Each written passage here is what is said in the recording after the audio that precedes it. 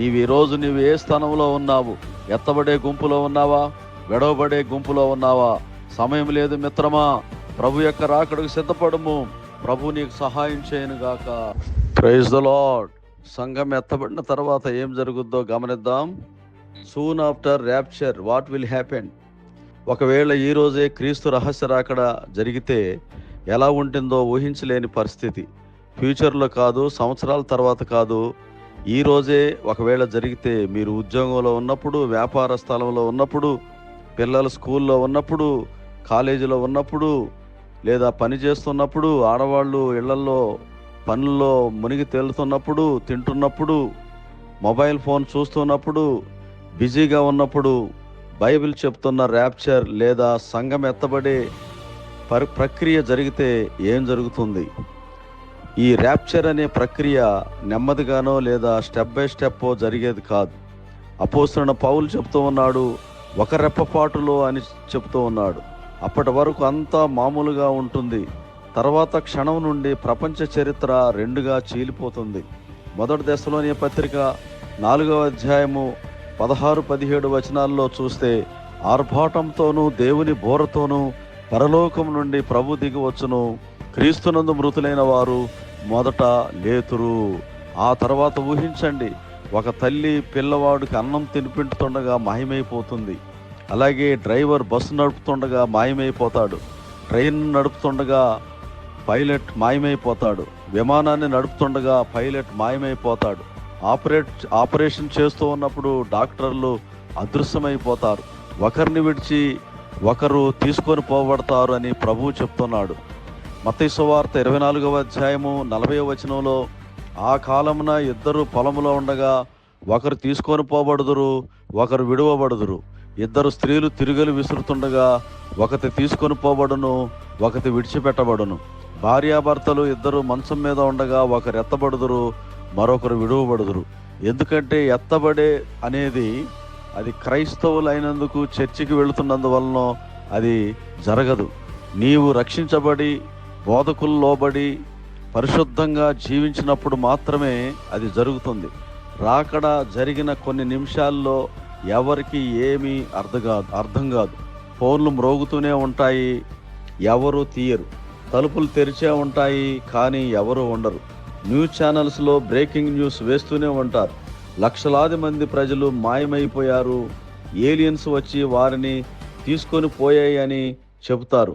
ఇది సైంటిఫికల్ మిస్టరీ, ప్రపంచ చరిత్రలో మునుపెన్నడూ లేని విధంగా జరిగిందని చెప్తారు. కానీ క్రీస్తు రహస్య రాకడలో విడువబడిన వారు మాత్రం మిక్కిలి భయభ్రాంతులై, దిగ్భ్రాంతులై వారందరూ కూడా ఆ రోజు కనబడతారు.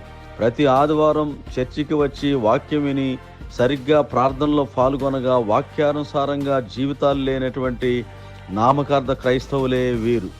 ఇవన్నీ కూడా వారికి గుర్తుకొస్తాయి. దైవజనులు, సేవకులు, పరిశుద్ధులు చెప్పిన మాటలు వినలేకపోయామని గుర్తుకు చేసుకొని ఏడుస్తారు. బైబిల్ తీసుకొని ఆ సమయంలో భయంతో బిక్కుబిక్కుమంటూ చర్చికి వెళ్తారు. కానీ అక్కడ చర్చిలో దేవుని యొక్క సేవకులు కనబడరు.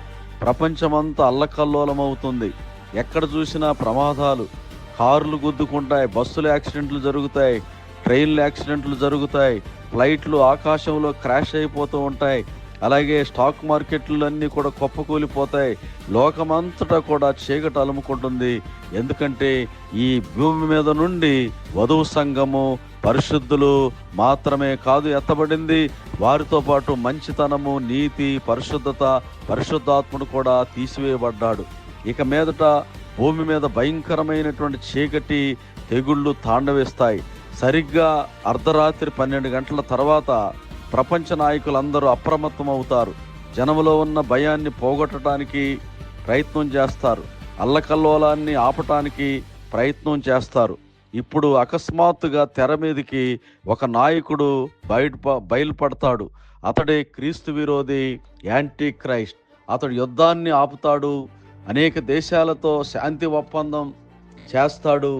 భయపడకుడి, మనమందరం ఒక్కటే, ఈ విపత్తును మనం జయిద్దాం, సమస్యల నుండి బయటపడదాం అంటాడు. ప్రజలందరూ అతని తీయని మాటలను నమ్ముతారు, అతన్ని దేవుడిగా గుర్తిస్తారు. అప్పుడే ఒక క్రొత్త న్యూ వరల్డ్ సిస్టమ్ అనేది బయటకు వస్తుంది, క్రొత్త వ్యవస్థ. ఇక ఎవ్వరూ కూడా ఎక్కడికి స్వేచ్ఛగా వెళ్ళలేరు. ఎందుకంటే ప్రతి వారు కూడా గ్లోబల్ ట్రాకింగ్ సిస్టమ్ లోపలికి వస్తారు.